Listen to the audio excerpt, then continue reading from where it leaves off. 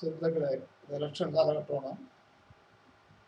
ആ ആ കാലഘട്ടമായതുകൊണ്ട് നമ്മുടെ അവകാശങ്ങളെ പറ്റി ഒന്നും സംസാരിക്കാൻ പാടില്ല. ഞാനിവിടെ സംസാരിക്കുന്നത് സർക്കാർ ജീവനക്കാരുടെ ആവശ്യങ്ങളാണ്, പെൻഷൻകാരുടെ. ഞാൻ നേരത്തെ സെക്രട്ടറി ഉദ്യോഗസ്ഥനായിരുന്നു. സെക്രട്ടറി ഐക്യവേദി എന്നുള്ള ഒരു പ്രസ്ഥാനത്തിൻ്റെ കൺവീനറായിരുന്നു. ഞാനാണ് അന്ന് കോടതിയിൽ പോയി ആന്റണി ഗവൺമെൻറ് എടുത്തു കളഞ്ഞ എല്ലാ അവകാശങ്ങളും തിരിച്ചു കൊടുക്കുകയും ഡൈസ് നോണിൻ്റെ കാര്യത്തിൽ കൊടുത്തു എന്ന് കോടതി നുണ പറയുകയും പിന്നെ അദ്ദേഹം മഹാനായതുകൊണ്ടും ആദർശ ധീരനായതുകൊണ്ടും അത് പ്രതിപക്ഷവും എല്ലാവരും ശരിവെച്ചു. അദ്ദേഹത്തിനവിടെ സ്നേഹം കൂടാതെ എന്നത് സത്യവാചകത്തിൻ്റെ പേരിലാണ് കേസ് ഫയൽ ചെയ്യുന്നത്. അങ്ങനെ സത്യവാചകം എടുത്തത് കൊണ്ട് ഒരു വർഷം എഴുതാൻ പ്രതിപക്ഷം എടുത്തത്. മാറ്റണതിൽ പോയി എത്തുകയായിരുന്നു. സ്നേഹം കൂടാതെ ഇരിക്കണതിനെ മാറ്റിയതിൽ പോലും ചില എതിർപ്പുണ്ടായിരുന്നു ഈ മാർക്സിസ്റ്റ് പാർട്ടി. അതങ്ങനെ ഇരിക്കട്ടെ, അദ്ദേഹമായിട്ടുള്ള ചങ്ങാത്തം കൊണ്ടായിരിക്കാം. ഇന്നിപ്പോൾ കാലം മാറി. ഇന്ന് ഇടതുപക്ഷമാണ് അധികാരത്തിരിക്കുന്നത്. ഇടതുപക്ഷത്തിൻ്റെ ഈ രണ്ടാം കാലഘട്ടത്തിൽ ജീവനക്കാരെ, സർക്കാർ ജീവനക്കാരെയും അധ്യാപകരെയും പെൻഷൻകാരെയും എല്ലാം അവഗണിക്കുക ചെയ്തത് ഇത്രയും നാളായി. ഡിയെയും കഴിഞ്ഞ പുതിയ പേരുഷാകാറായി. കഴിഞ്ഞ പേരുഷൻ്റെ അരിയിൽ നോക്കാനോ ഒന്നും തയ്യാറായിട്ടില്ല. അവരെന്താ പറയണമെന്ന് അവർക്കറിയില്ല. കേന്ദ്രത്തിന് ഷെയർ കിട്ടുന്ന അവർക്ക് കിട്ടുന്നുണ്ട്. സ്റ്റേറ്റിൻ്റെ റിസോഴ്സസ് അവർ കളക്ട് ചെയ്യാനുള്ള വിമുഖതയുണ്ട്. അങ്ങനെ പല കാരണം പറഞ്ഞുകൊണ്ട് ധനസ്ഥിതി മോശമാണെന്നും അതുകൊണ്ട് സഹിക്കേണ്ടത് ജീവനക്കാരാണെന്നാണ് അവർ പറഞ്ഞിട്ടുള്ളത്. അവരും അവരുടെ ഭീകരന്മാരും. പിന്നെ പ്രതിപക്ഷം എന്ന് പറയുന്നത് വെറും നോക്കൂത്തികളാണ്. അതിന് വെറുതെ ഇടയ്ക്ക് വർഷം വരുമ്പോഴത്തെ ബഹളം ഉണ്ടാകണമെന്നല്ലേ കഴിഞ്ഞ് ഓണസ്റ്റായിട്ട് അവർ ഇതിനോട് സഹകരിക്കുന്നില്ല എന്നത് വ്യക്തമായ സാഹചര്യത്തിലാണ് ജനങ്ങളോട് മാധ്യമങ്ങളും ജീവനക്കാർക്കും പെൻഷൻകാർക്കും എതിരാണ്. മാധ്യമങ്ങൾ അവരെ ചില വിശിഷ്ടങ്ങളെ കഴിച്ച് ആനന്ദിച്ച് കഴിയുകയാണ്. അത് കിഫ്ബി തൊട്ടുള്ള ഈ കാലഘട്ടത്തിൽ ഡെയിലി 10.6 കോടി കിഫ്ബിക്ക് പോയിക്കൊണ്ടിരിക്കുക. അതിൻ്റെയൊക്കെ ഷെയർ ഇവർക്ക് കിട്ടുന്നുണ്ട് ഈ മാധ്യമങ്ങൾക്കൊക്കെ. അല്ലെങ്കിൽ അവർ മിണ്ടായിരിക്കേണ്ട ഒരു കാര്യമില്ല.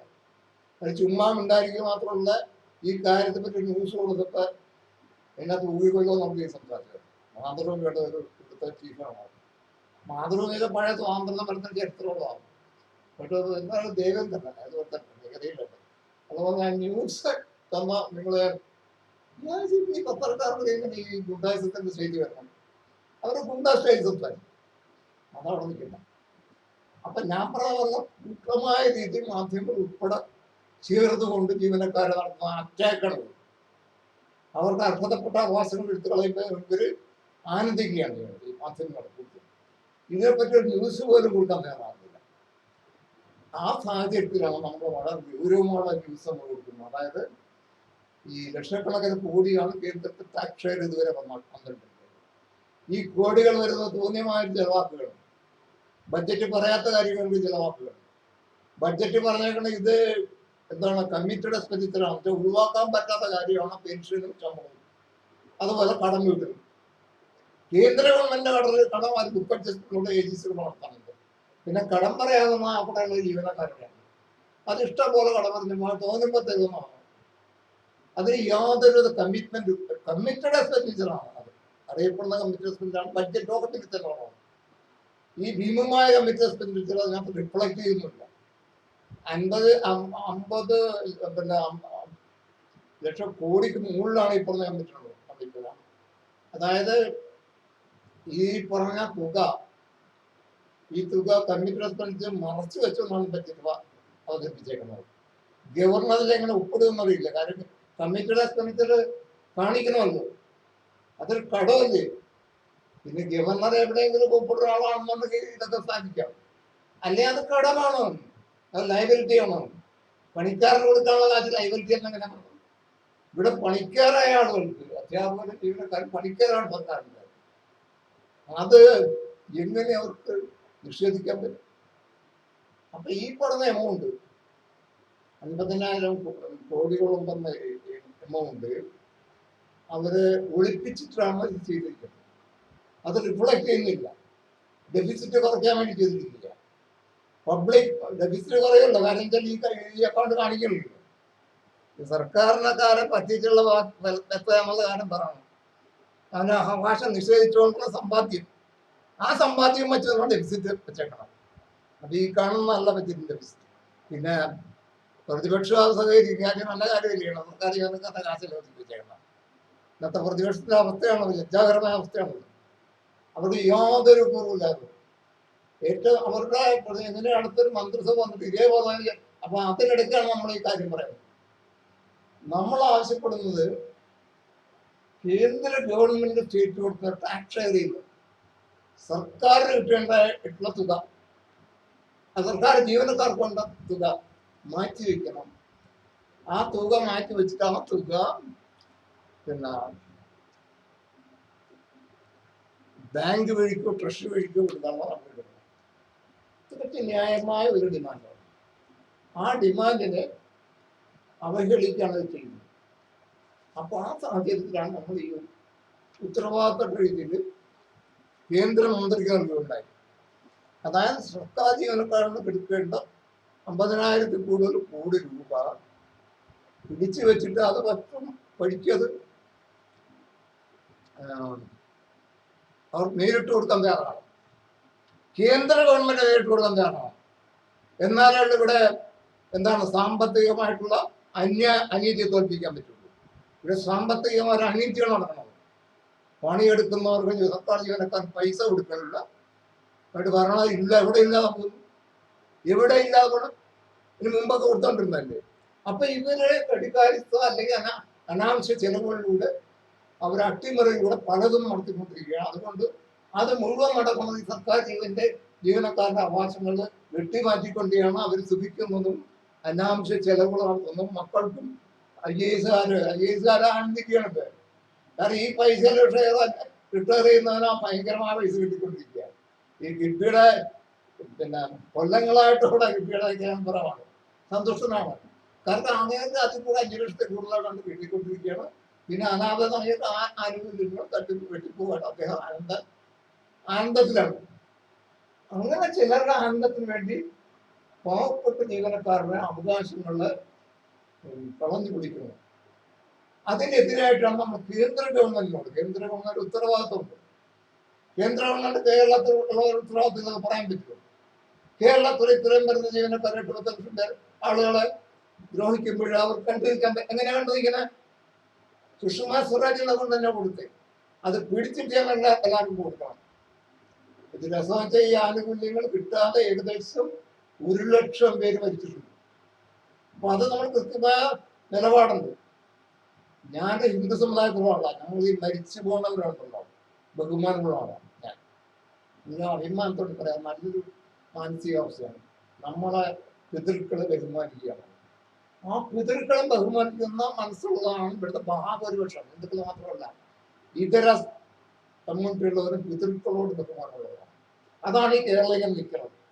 ആ പിതൃ ബഹുമാനമുള്ളവർക്ക് എങ്ങനെ 1 ലക്ഷം പേരുടെ അവകാശങ്ങൾ കൊടുക്കാതെ അവർ മരിച്ചു എന്ന് പറയുന്ന ഒരു വേദന ഉണ്ടായിരുന്നു. അത് മനുഷ്യത്വത്തിന്റെയും അടിസ്ഥാനപരമായ ഹിന്ദുത്വത്തിന്റെയും ഭാഗമാണ്. അതിവിടെ ഞാൻ പറയുന്ന ഹിന്ദുത്വം എന്ന് പറഞ്ഞാൽ ഞാൻ ആധുനിക ഹിന്ദുത്വത്തെ പറ്റിയാണ്. അത് മനുഷ്യ സ്നേഹത്തിന് മാത്രമാണ്. നമ്മളെ വേണ്ടപ്പെട്ടവർ മരിച്ചു അവകാശം കിട്ടാതെ അവർ പിതൃക്കളാണ്. എല്ലാവരുടെയും ബന്ധുക്കളെല്ലാം പിതൃക്കൾ. ആ പിതൃക്കളെ മാറ്റി നിർത്തിക്കൊണ്ട് ഒരു ഐശ്വര്യം ഉണ്ടാകില്ല. ആ പിതൃക്കളാണ് ഇപ്പൊ ഈ പിണറായി വിജയന്റെ വേട്ടയാണുള്ളത്. ഇതര പാർട്ടികളിൽ അടിസ്ഥാനമായിട്ട് അപ്പൊ ഈ 1 ലക്ഷം പേരിൽ ഒരു 10-25,000 പൈസ അവർക്ക് കിട്ടും. കാരണം പാവപ്പെട്ട പൈസ അവർ ഭരിച്ചിട്ട് ആരും എടുക്കാനോ കൊടുക്കാനോ ഇല്ല. അവർ ബുദ്ധിമുട്ടിയും ഹോസ്പിറ്റൽ ട്രീറ്റ്മെന്റ് പൈസ ഇല്ലാതൊക്കെ മരിച്ചുപോയി. അപ്പൊ ഇവർ ആനന്ദിക്കുകയാണ്. ഏതാണ്ടൊക്കെ എന്തോ ഓഫറായി കാണിച്ചുകൊണ്ട് ഇവരിവിടെ കൊള്ളാണ് വലിയ കുളമുണ്ടാക്കുക. ഏത് കേസ് കാശെടുത്തോണ്ടാണ് ഈ മരിച്ചുപോയ പൈസ, ഈ വയസ്സായി മരിച്ചുപോയ പൈസ എടുത്തുകൊണ്ടാണ് ഇവർ ഈ പ്രസ്താവന നടത്തി ഒരു വികസനം ബലാമാക്കണം എന്നൊക്കെ പറഞ്ഞ് സ്വന്തം പണിക്കാരന് പൈസ കൊടുക്കാത്ത ഒരിക്കലൊരു ഇവിടെ ഉണ്ടായിരുന്ന CPM മൊത്തത്തിൽ പറഞ്ഞു എന്താണ് പണി എന്ന് വെച്ചാൽ ഇവിടെ വരമ്പത്ത് കൂലി പോകും. ഇത് വരമ്പത്തുമില്ല, പറമ്പിലുമില്ല, പുരയിലുമില്ല. കൂലി. എല്ലാ കൂലിയും വരമ്പത്ത് കൂലിയിൽ നിന്നും നല്ലൊരു സങ്കല്പമാണ്. അതാണ് ശരി. പണിക്കാരന് പറമ്പിലേക്ക് തമ്പുരാൻ്റെ കൂടെ പോകേണ്ട കാര്യമില്ല. വരമ്പത്ത് കൊണ്ട് കൊടുക്കണം പിണറായി ആ പണി എടുക്കണം. അതല്ല ചെയ്യുന്നത്. ഒരു വരമ്പത്തുള്ള പറമ്പത്തുള്ള ഇതാണ് നമ്മള് കണ്ണൂർ ഭാഷയെ പറയുവാണെങ്കിൽ ഒരേ നിലകൂലി. ആ ഒരു അവസ്ഥയിൽ ഇപ്പൊ കൊണ്ടെത്തിയിരിക്കുക. ഇത് മാറ്റിമറിക്കാനാണ് നമ്മൾ ക്യാമ്പയിൻ നടത്തുന്നത്. വേറൊന്നുമല്ല, അടിസ്ഥാനപരമായിട്ട് കേന്ദ്ര സർക്കാരിന്റെ വിഹിതത്തിൽ നിന്ന് ഈ പറഞ്ഞ പണിയെടുക്കുന്ന പൈസ കൂടെയുള്ളതാണ്. അല്ലാതെ ആനന്ദിക്കാനുള്ള മാത്രമല്ല, പണിയെടുക്കണവന്റെ പൈസ കൊടുക്കാൻ കൂടെയുള്ളൂ. അപ്പൊ പണിമെടുക്കുന്നവർക്ക് പൈസ കൊടുക്കുന്നില്ല എന്ന് കേന്ദ്ര ഗവൺമെന്റ് ബോധ്യപ്പെട്ട് കഴിഞ്ഞാൽ തീർച്ചയായിട്ടും ആ എമൗണ്ട് കേന്ദ്ര ഗവൺമെന്റ് പിടിച്ചു വെച്ചിട്ട് ബാക്കി കൊടുക്കേണ്ട കാര്യം. ആ പിടിച്ചു വെച്ച തുക ജീവനക്കാർക്ക് കൊടുക്കാൻ ഓൾട്ടർനേറ്റീവ് ആയിട്ടുള്ള അറേഞ്ച്മെന്റ് വേണം. അല്ല ചുമ്മാ അത് പഴയ കാലമാണ്. അത്ര വേഷം കെട്ടൊക്കെ ഇങ്ങനെ പൈസ ഇല്ല പൊക്കോ എന്നൊക്കെ പറഞ്ഞല്ല പണിയെടുത്ത് പറഞ്ഞു. അത് ഫ്യൂഡൽ കാലഘട്ടത്തിലാണ്. ഇത് ആധുനിക ജനാധിപത്യ കാലഘട്ടമാണ്. കോൺസ്റ്റിറ്റ്യൂഷൻ ഡെമോക്രസിയുടെ കാലഘട്ടമാണ്. നിങ്ങളെ ഫ്യൂഡൽ രാജ്യത്താണോ അങ്ങനെ പറഞ്ഞത്? തന്ത്രാൻ വരുമ്പോൾ തമ്മിൽ എടാ ഇങ്ങളെ പോടാ എന്ന് നാളെ അതൊക്കെ കഴിഞ്ഞു.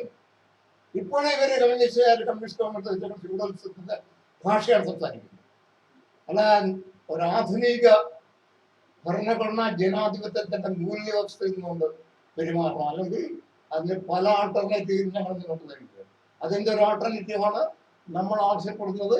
കേന്ദ്ര സർക്കാർ കേരള ഗവൺമെന്റ് കൊടുക്കേണ്ട ടാക്സ് ഷെയറിന്റെ ഇതിലേക്ക് ആവശ്യമായുള്ള ജീവനക്കാരുടെ അവകാശം നിലനിർത്താൻ ആവശ്യമായിട്ടുള്ള തുക പിടിച്ചു വെച്ചിട്ട് ഈ തൂർത്ത് നടത്താനായിട്ട് പിണറായി ഗവൺമെന്റ് കൊടുക്കാവൂ.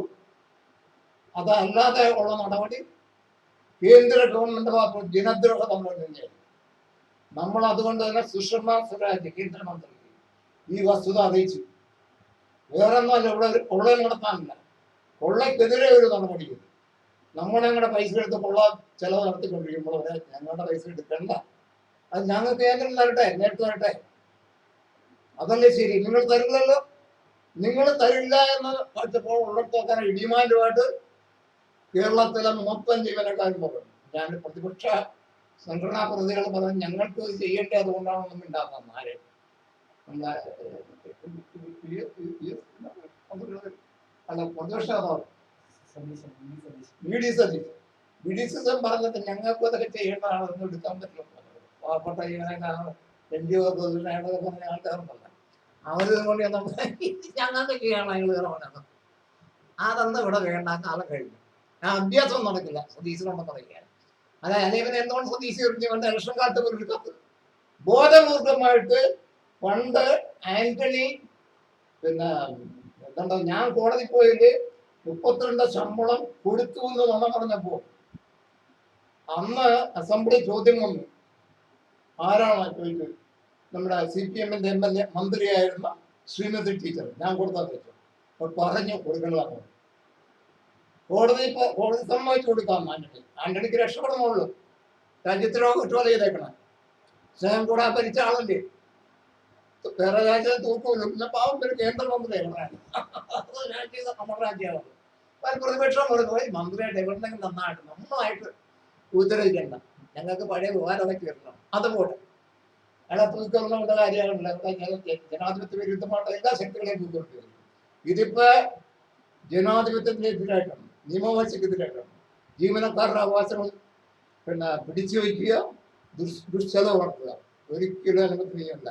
നാളെ ഒരു കാലത്ത് നേരാകുമ്പോഴുള്ള അത് നേരെയാക്കാൻ ജീവനക്കാർക്ക് ലക്ഷ്യബോധത്തോടെ മുന്നോട്ട് മര്യാദയ്ക്ക് കൊടുക്കുക. അല്ലെങ്കിൽ കേന്ദ്രം ഈ എമൗണ്ട് മാറ്റിവെച്ചിട്ട് നേരിട്ട് കൊടുക്കാനായിട്ട് നമ്മുടെ അത് സ്റ്റാറ്റ്യൂട്ട് ഉണ്ടാകണമല്ലോ. അതിനകത്ത് ടൈഡ് എക്സ്പെൻഡിച്ചർ ആണെന്ന് പറയുന്നുണ്ട്. അൺടൈഡ് എക്സ്പെൻഡിച്ചർ ആണ്. ടൈ ചെയ്യാം. അത് എന്താണ് കമ്മിറ്റഡ് എക്സ്പെൻഡിച്ചർ ആണ്. എന്തുകൊണ്ടാണ് കേന്ദ്ര ഗവൺമെന്റ് ബുക്ക് അഡ്ജസ്റ്റ്മെന്റിലൂടെ ഈ കമ്മിറ്റഡ് എക്സ്പെൻഡിച്ചർ അഡ്ജസ്റ്റ് ചെയ്യണത്? കേന്ദ്ര ഗവൺമെന്റിനെ തിരിച്ചെടുക്കുന്ന എമൗണ്ട് ഞാൻ AGC കൺഫേം ചെയ്തു. അവരെ ബുക്ക് അഡ്ജസ്റ്റ്മെന്റിലൂടെ അത് ഇവിടുന്ന് കിഴിവ് ചെയ്യും. എന്താ കേന്ദ്ര ഗവൺമെന്റ് കിട്ടിയേ പറ്റൂ. സംസ്ഥാന ജീവനക്കാർക്ക് കിട്ടേണ്ട ആവശ്യമില്ലേ?